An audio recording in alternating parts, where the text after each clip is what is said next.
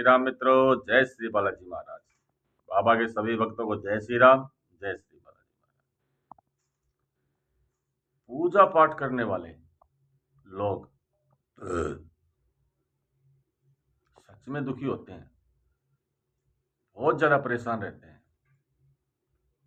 और जो बिल्कुल पूजा पाठ नहीं कर रहे, भगवान को नहीं मान रहे, गलत कर्म कर रहे हैं, वो आज के समय में बहुत सुखी हैं, अच्छी धन दौलत के मालिक हैं, प्रॉपर्टी है, गाड़ी बंग सब कुछ है उनके पास। लेकिन जो लोग पूजा पाठ करते हैं और जितनी ज्यादा करते हैं उतने ज्यादा वो परेशान हैं। तो ऐसा क्यों होता है हमारे साथ, या ऐसा क्यों रहा है? और इसी कारण से आज के समय में बहुत से लोग तो क्या कर रहे हैं, अपने सनातन धर्म को छोड़कर कोई क्रिश्चियन बन गया है पैसे ले लेके, किसी ने सत्संग ले लिया है, वो भी ऐसे सत्संगियों का सत्संग जिनके ऊपर खुद मुकदमे लगे हुए हैं। किस कारण? कि भाई पूजा पाठ करते करते तो इतने साल बीत गए और इस पूजा पाठ ने हमें कभी सुख नहीं दिया, हमेशा दुखी रहे। पीछे से एक बालाजी महाराज का दरबार लगाने वाले भगत ने बाबा को भी छोड़कर संत रामपाल जी को अपना लिया, जिनके ऊपर खुद केस लगा हुआ है, देशद्रोह का भी, अन्य भी बहुत से केस हैं। तो भाई ऐसा क्यों रहा है, क्यों होता है ऐसा? और ये सच्चाई है कि सच में जो पूजा पाठ करता है, बहुत ज्यादा करता है, उसको दुख झेलने पड़ते हैं। लेकिन वो दुख क्यों झेलने पड़ते हैं, खुद मेरे मन में ये सवाल था। मैंने भी इसी पूजा पाठ में भाई, इस पूजा पाठ के माध्यम से इतने दुख झेले हैं, इतने दुख झेले हैं कि मैं आपको बता नहीं सकता। अब जाके थोड़ा शांति मिली हमें। 10 11 साल तो लगातार हम दुखों में रहे, थोड़े बहुत अब भी हैं, लेकिन हमने सनातन को नहीं छोड़ा। हम बालाजी महाराज को मानते हैं, अपनी कुल देवी को मानते हैं, कुल देवता को हमने नहीं छोड़ा और नाम छोड़ेंगे। हाँ, मन विचलित बहुत हुआ, बहुत बार हुआ मन विचलित, क्योंकि दुख जब ज्यादा होता है भाई तो मन विचलित होता है। हमारा भी बहुत विचलित हुआ, लेकिन गुरु जी की कृपा से बाबा ने हमें संभाला और हमारा मन फिर वहीं जम गया। इसी का जवाब खुद मैंने किसी से पूछा था, एक संत से, एक महात्मा जी से, कि ऐसा क्यों होता है। तब उन्होंने मुझे एक संतुष्ट जवाब दिया। नहीं तो मैं भी यही सोचने लग गया था, भाई इतनी पूजा पाठ करते हैं, इतनी ज्योति लगाते हैं सुबह शाम, ठीक है, और हम इतने, फिर भी इतने दुखी। और कोई भाई ऐसे हम देख रहे हैं, किसी को भाई कुछ नहीं करते और भाई उनकी मौज है, मौज ही मौज उनके पास है, कोई पैसे की कमी नहीं, किसी चीज की कमी नहीं। तो उस संत जी ने मुझे बताया इसके बारे में पूरा रहस्य, और वही रहस्य मैं आज को आप बताने जा रहा हूं। आप ध्यान से सुनिएगा, वीडियो को पूरा देखिएगा मित्रों।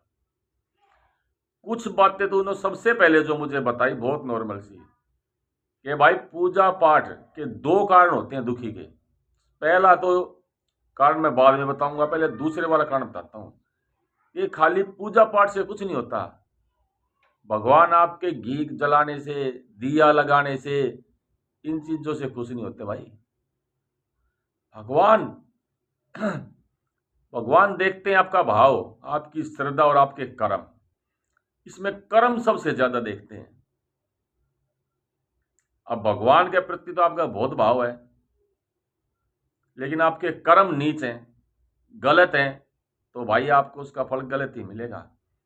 लंकापति रावण दुनिया का सर्वश्रेष्ठ तांत्रिक भी माना जाता है, भक्ति के उसमें अपने शीश काट कर चढ़ा दिए थे भगवान भोलेनाथ, यानी कि उनमें भाव थे, लेकिन उनके कर्म जो इतने गलत हुए कि उनका सब बर्बाद हो गया। तो खाली भाव भगवान के प्रति बेशक आपके अंदर जोतपत्ती कर रहे हो, पूजा कर रहे हो, व्रत कर रहे हो, जाप कर रहे हो, माता पिता को उल्टा बोल रहे हो, बाहर नीचता दिखा रहे हो, पराई स्त्री को देख रहे हो, गलत सोच रहे हो, और साथ में गरीबों को सता रहे हो, जानवरों को अब गली में कोई कुत्ता आ जाए, उसको रोटी खिलाने की बात तो दूर, उसको मार रहे हो, भगा रहे हो, आपके मन में थोड़ी सी भी दया नहीं है। वो तो आप गलत कर रहे हो, तो भगवान के सामने बैठने से कुछ नहीं होगा, तो भाई दुखी हो गया आप। फिर मैंने कही, तो जी ये पैसे वाले इतने हैं, ये तो कोई ऐसा कुछ नहीं दिखाते कि भाई उनके प्रति मारते भी हमने देखा है, गलत भी कार्य करते हैं, फिर वो सुखी क्यों है? अब उन्होंने दिया मुझे पहले वाला जवाब।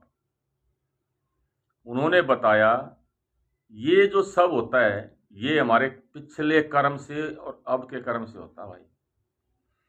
पीछे हमने क्या कर्म किए हैं अपने जीवन में, कर्मों का जो भोग है उसका फल मिलता है हमें।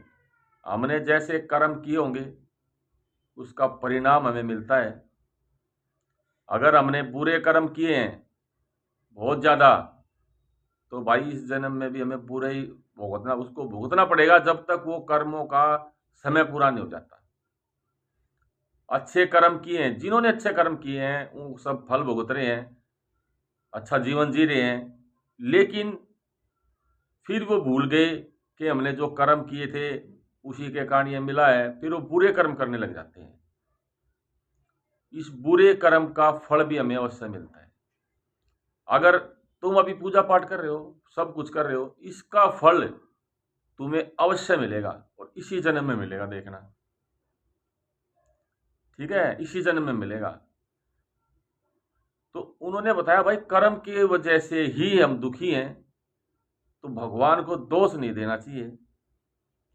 आपकी जो पूजा पाठ है उसका फल आपको कहीं ना कहीं जीवन में अगर आप घूमोगे, नजर घुमाओगे, तो आपको अवश्य मिलेगा और बहुत अच्छा फल मिलता है इसमें आपको।